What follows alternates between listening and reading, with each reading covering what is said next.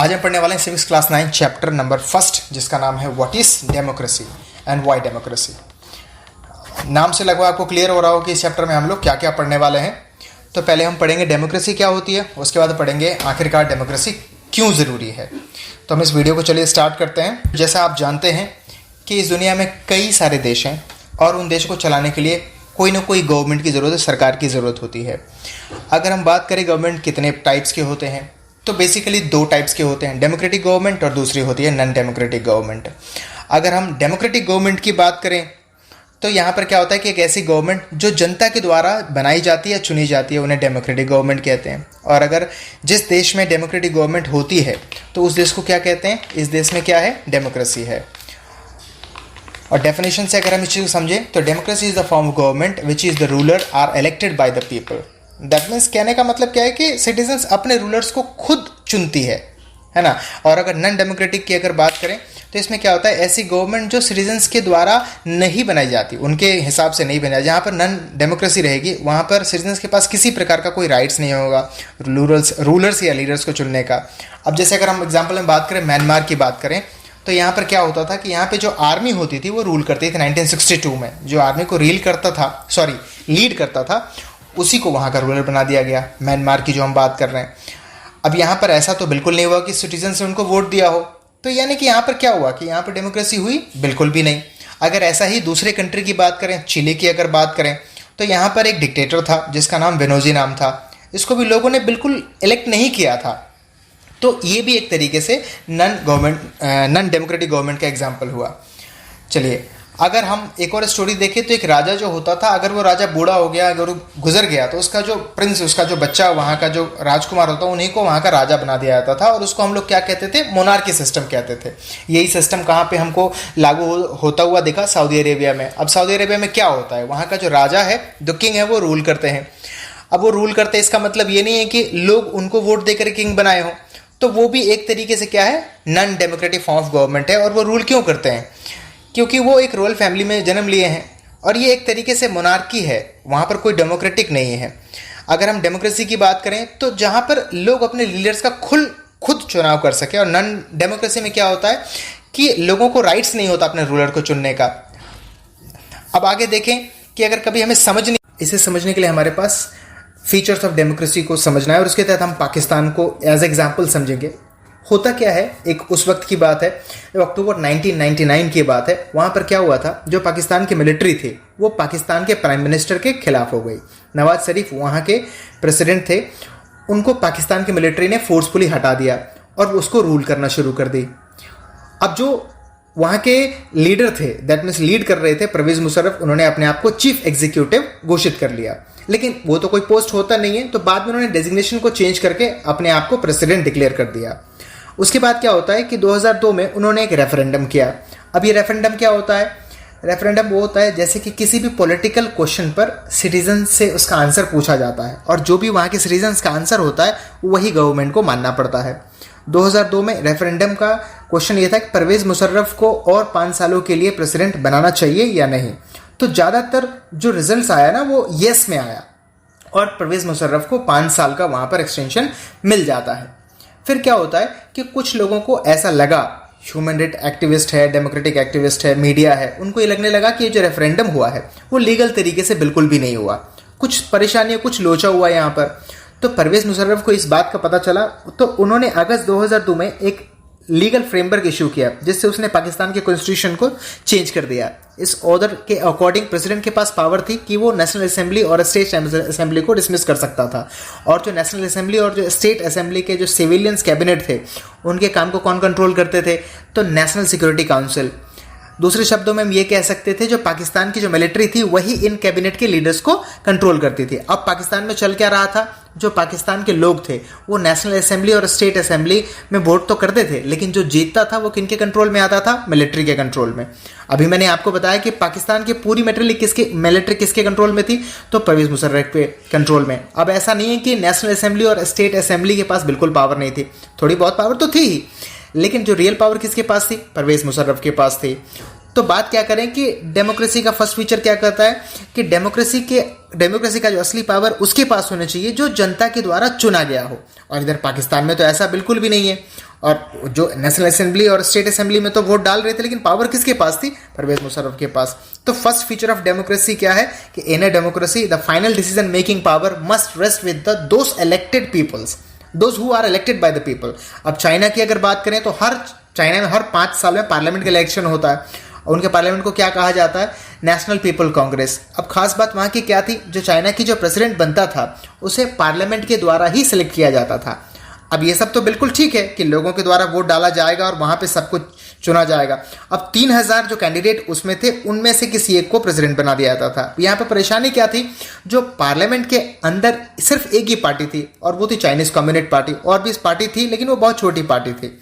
जिस किसी को भी पार्लियामेंट के इलेक्शंस में पार्ट लेना पड़ता था, उन्हें चाइनीज कम्युनिस्ट पार्टी का अप्रूवल लेना पड़ता था। तो खास बात यह होता था कि जो भी सरकार बनती थी चाइना की, वो हमेशा एक ही पार्टी की बनती थी, वो थी चाइनीज कम्युनिस्ट पार्टी। अब आप खुद सोचिए कि अगर एक ही पार्टी की सरकार हमेशा बनेगी तो क्या होगा?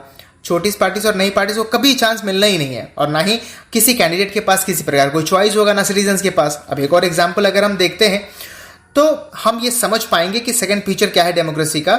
ये एग्जाम्पल किसका है? मैक्सिको का। अब मैक्सिको में क्या होता था कि वहाँ पे हर 6 साल में प्रेसिडेंट के लिए इलेक्शन होते थे, लेकिन वहाँ पर कभी भी मिलिट्री ने, डिक्टेटर ने कभी रूल नहीं किया। वहाँ पे इलेक्शंस होते और जो जीतता वहाँ का प्रेसिडेंट उनको बना दिया जाता था। लेकिन वहाँ पे परेशानी क्या होती थी कि 1930 से जब से मैक्सिको आज़ाद हुआ था तब से 2000 तक इलेक्शंस एक ही पार्टी ने जीते हैं, जिसका नाम क्या था? PRI, इंस्टीट्यूशनल रेवोल्यूशनल पार्टी, जो इसका फुल फॉर्म है। जब एक ही पार्टी इलेक्शंस जीतेगी तो क्या होगा कि बहुत सारी पार्टी लड़ती ही नहीं थी, और वो अकेले खुद जीतती थी हमेशा, दूसरी पार्टी नहीं लड़ती थी बिल्कुल भी। और ऐसा क्यों हो रहा था कि जो PRI पार्टी थी वो जीतने के लिए किसी भी हद तक चली जाती थी और कई सारे डर्टी ट्रिक्स का इस्तेमाल करती थी इलेक्शंस को जीतने के लिए। जैसे कि मान लीजिए जो भी गवर्नमेंट ऑफिसर्स होते थे उनको अपने पार्टीज की मीटिंग्स में बुलाते थे, और जो भी गवर्नमेंट स्कूल के टीचर्स होते थे उनको ज़बरदस्ती फोर्स किया जाता था कि टीचर्स बच्चों के पेरेंट्स को PRI में वोट डालने को इनकरेज करते रहे।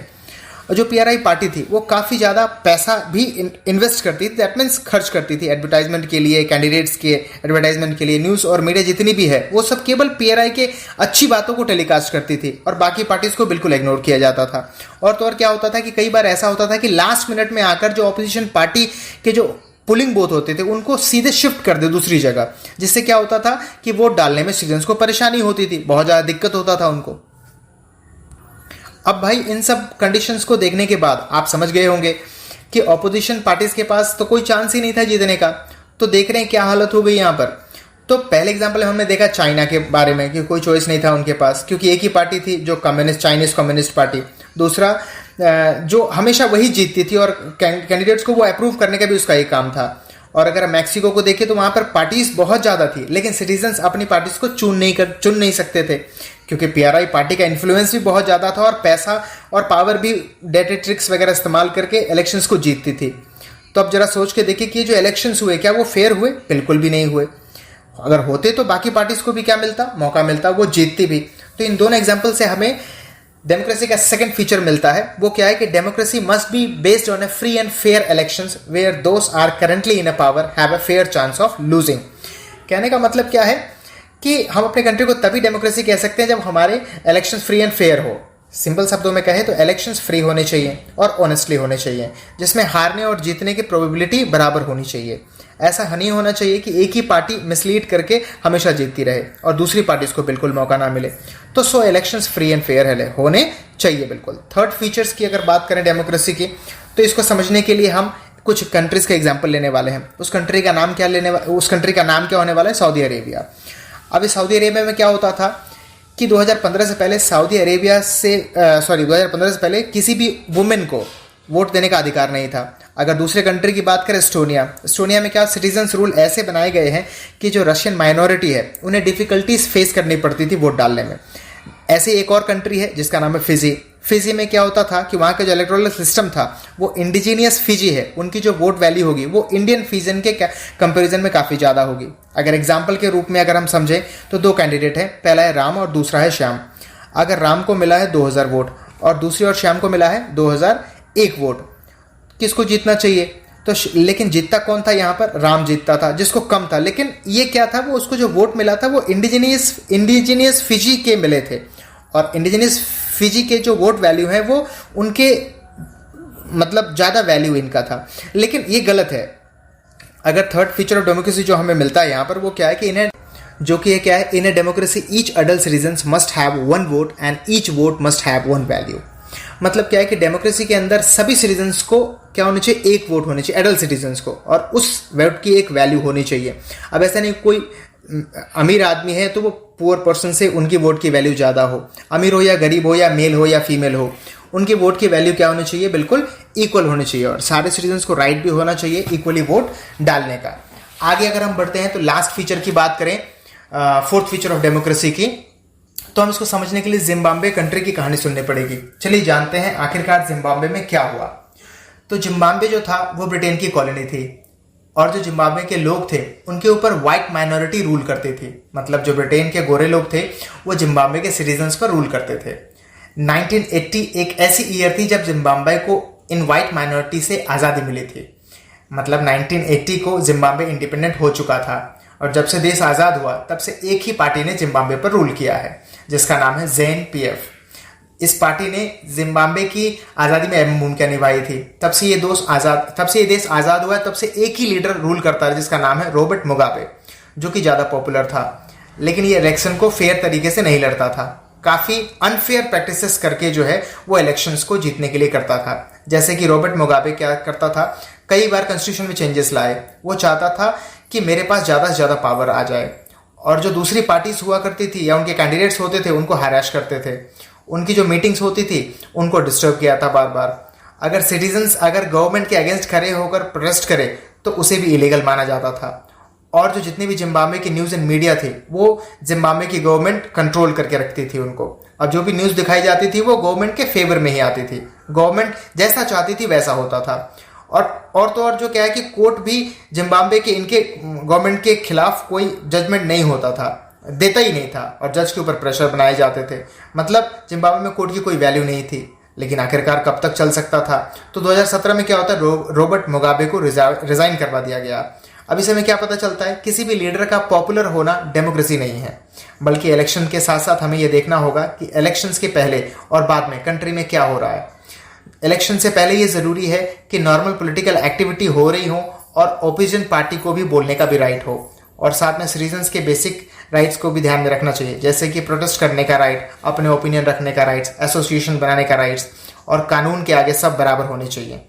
और कानून का पालन अच्छे से हो रहा है कि नहीं, इसकी जिम्मेदारी किसकी होनी चाहिए, एक independent and well trained judiciary की, जिसकी बात सबको माननी चाहिए। सिमिलरली इलेक्शंस के बाद ज़रूरी है कि भले ही किसी पॉलिटिकल पार्टी ने इलेक्शंस को जीत लिया हो, इसका मतलब ये नहीं कि वो पार्टी अपनी मनमर्जी करे, बल्कि कुछ बेसिक चीज़ें होती हैं जिनके बारे में उनको सोचना पड़ता है। जैसे कि जो माइनॉरिटी होती हैं उनके राइट्स होने चाहिए। ऐसा नहीं होना चाहिए कि कोई भी पॉलिटिकल लीडर अपनी मनमर्जी से कोई भी डिसीजन ले ले, बल्कि जो भी डिसीजन लिया जाएगा वो कई लीडर्स के साथ डिस्कशन करने के बाद और कंडीशंस के हिसाब से लिया जाएगा। मतलब डिसीजन लेने से पहले प्रॉपर कंसल्टेशंस की बहुत ज़्यादा ज़रूरत है। तो इससे हमें क्या फोर्थ फीचर के बारे में समझने को मिलता है कि democratic government rules within a limit sets by the constitutional laws and citizens right. यानी कि अपने गवर्नमेंट को अपने मन से नहीं, बल्कि जो कॉन्स्टिट्यूशन लॉ होते हैं और जो सिटीजन्स के राइट्स होते हैं इनको ध्यान में रखकर डिसीजन लेने चाहिए। तो आपने क्या पढ़ा इस चैप्टर से कि डेमोक्रेसी क्या है, और साथ ही साथ हमने डेमोक्रेसी के 4 फीचर्स को देख लिया। इन सब को देखने के बाद आपको ये लगने लगा होगा कि डेमोक्रेसी तो बेस्ट फॉर्म ऑफ गवर्नमेंट है, तो इसका मतलब सबको डेमोक्रेटिक गवर्नमेंट ही बनानी चाहिए। तो बिल्कुल आप सच कह रहे हैं, लेकिन हर एक अच्छी चीज़ पूरी तरीके से अच्छी नहीं होती, कुछ ना कुछ तो कमियां होती हैं। ठीक उसी प्रकार से डेमोक्रेसी के अंदर भी कुछ कमियां हैं। तो चलिए हम लोग कमियों के बारे में जानते हैं जो डेमोक्रेसी में है। तो हमारा जो नेक्स्ट टॉपिक है वो आर्ग्यूमेंट्स अगेंस्ट डेमोक्रेसी। जो पहला डिमेरिट्स यही है कि जो हमारे लीडर्स होते हैं वो हर समय बदलते रहते हैं। अब बदलने से क्या लॉस होता है कि गवर्नमेंट की जो स्टेबिलिटी होती है उस पर काफ़ी ज़्यादा फर्क पड़ता है, और साथ में अनस्टेबिलिटी भी बनी रहती है। अनस्टेबिलिटी के कारण बड़े बड़े डिसीजन जो होते हैं उन्हें लेने में गवर्नमेंट को बहुत ज़्यादा दिक्कत फेस करना पड़ता है। दूसरा डिमेरिट है कि आप तो जानते हैं कि डेमोक्रेसी में कई सारी पार्टियां होती हैं, और जो इलेक्शंस को जीतने के लिए वो क्या करती हैं कि कंपटीशन करती हैं, आपस में पावर प्ले होता रहता है, और जिससे आम सिटीजन्स को बहुत ज़्यादा डिस्टर्बेंस देखने को पड़ता है। और थर्ड डेमेरिट क्या है कि डेमोक्रेसी में जो भी डिसीजन लिए जाते हैं उनमें पहले क्या होता है कि कई लोगों से कंसल्ट करना पड़ता है, और इसीलिए किसी भी काम को करने में बहुत ज़्यादा डिले हो जाता है। फोर्थ डिसएडवांटेज की बात करें, जो लीडर इलेक्ट होकर के आते हैं उन्होंने आपके बारे में और आपके इंटरेस्ट के बारे में बिल्कुल भी एक्सपीरियंस नहीं होता, जिसकी वजह से बहुत सारे गलत डिसीजंस लिए जाते हैं जो कि सिटीजन्स के लिए बहुत ज़्यादा प्रॉब्लमेटिक हो सकते हैं। जैसे कि आप जानते हैं कि हम सभी कंट्री में मतलब जानते हैं कि कंट्री में करप्शन होते हैं और हम इसको ख़त्म भी नहीं कर सकते, लेकिन कम ज़रूर कर सकते हैं।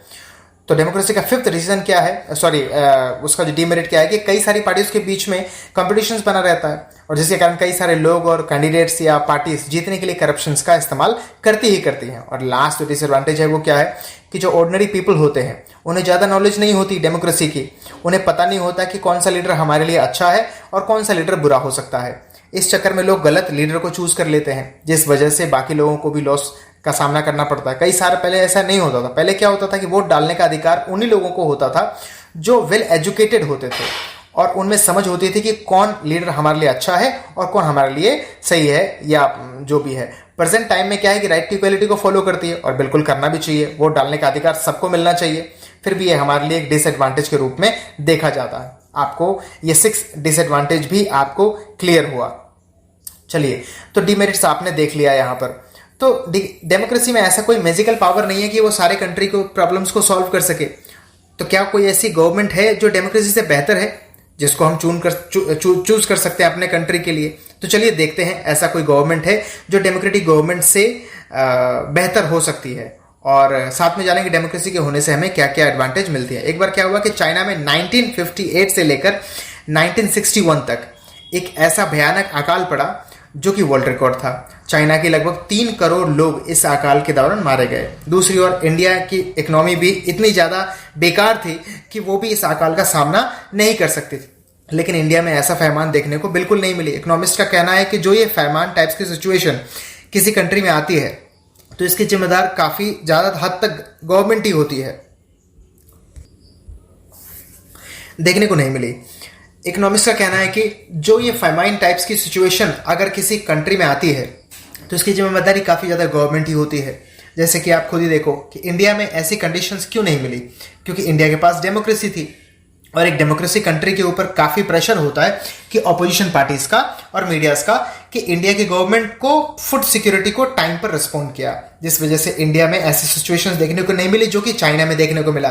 चाइना में क्या हो कि वहां पर सिंगल पार्टी सिस्टम था, अगर वहां पर मल्टी पार्टी सिस्टम होता तो शायद वहां पर इतना ज़्यादा फैमाइन में इतना ज़्यादा नुकसान देखने को नहीं मिलता और मीडिया जो है उसको अपोज कर सकती थी उस चीज़ को। तो चाइनीज गवर्नमेंट जो है फूड सिक्योरिटी को इतना लाइटली नहीं लेती। अगर वहां पर मल्टीपल पार्टीज होता और कई लोगों का जान भी बच सकता था, तो ये एक पॉजिटिव एडवांटेज है डेमोक्रेसी का। Democratic government is a better government because more accountable form of government, है ना। एक और अच्छी बात क्या है कि डिसीजन मेकिंग में टाइम भले ही लगता है लेकिन इतने सारे लोगों से कंसल्टेशन करना पड़ता है इसलिए, और सबकी बात सुननी भी पड़ती है। तो इसलिए जो भी प्रॉब्लम होती है उसके बारे में सभी लोग डिस्कस करते हैं ताकि फाइनली एक अच्छा डिसीजन सिटीजन्स के लिए ले सके। इट मीन्स क्या होता है, democracy improve the qualities of decision making, है नहीं। और इसी से डेमोक्रेसी का हमें थर्ड एडवांटेज मिलता है। Democracy provide the method to deals with the differences and conflicts.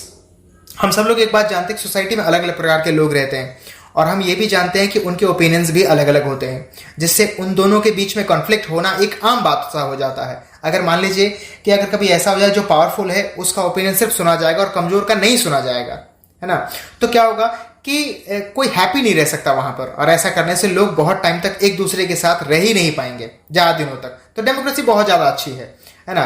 Democracy में कोई परमानेंट लूजर नहीं होता, ना ही कोई परमानेंट विनर होता है। सभी लोग अपने अपने ओपिनियंस को बिल्कुल रख सकते हैं और सभी के ओपिनियन बिल्कुल मैटर करते हैं वहां पर। और ये गवर्नमेंट और सोसाइटी की बात हो गई। सबसे ज़्यादा फायदा होता है वो हम जैसे नॉर्मल लोगों को ही फायदा होता है ना। नॉर्मल स्टडीज में जो लोग रहते हैं ना उनको सबसे ज़्यादा फायदा होता है। कैसे कि democracy enhance the dignity of citizens, है ना। क्योंकि अगर हम पॉलिटिकल इक्वालिटी की बात करें तो जब हम अपने रूलर को चुनते हैं तो सब इक्वल होते हैं, चाहे कोई कितना भी अमीर हो, चाहे कितना भी गरीब हो, चाहे कोई जितना भी पढ़ा लिखा हो और चाहे कितना भी अनपढ़ ही क्यों ना हो, सबके पास ताकत है, अपने खुद से ताकत है रूलर को चुनने का, है ना। फाइनली में क्या पता चलता है कि democracy is better than other form of government because it allow us to correct own mistakes.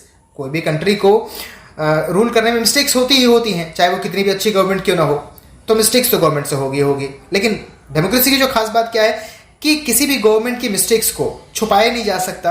और क्या होता है ना कि मीडिया के पास पूरी तरीके से फ्रीडम है, वो आपको और ऑपोजिशन को भी एक आज़ादी है कि वो आपको क्रिटिसाइज कर सकते हैं। तो रूलर्स को चेंज करना पड़ सकता है नहीं तो फिर सिटीजन्स क्या करेंगे, रूलर्स को चेंज कर देंगे। अब आप नॉन डेमोक्रेटिक गवर्नमेंट से कभी आप ऐसा एक्सपेक्ट बिल्कुल नहीं कर सकते, और वहां पर ऐसा हो ही नहीं सकता। और डेमोक्रेसी के पास हर एक समस्या का सॉल्यूशंस बिल्कुल होता भी है और नहीं भी हो सकता है। तो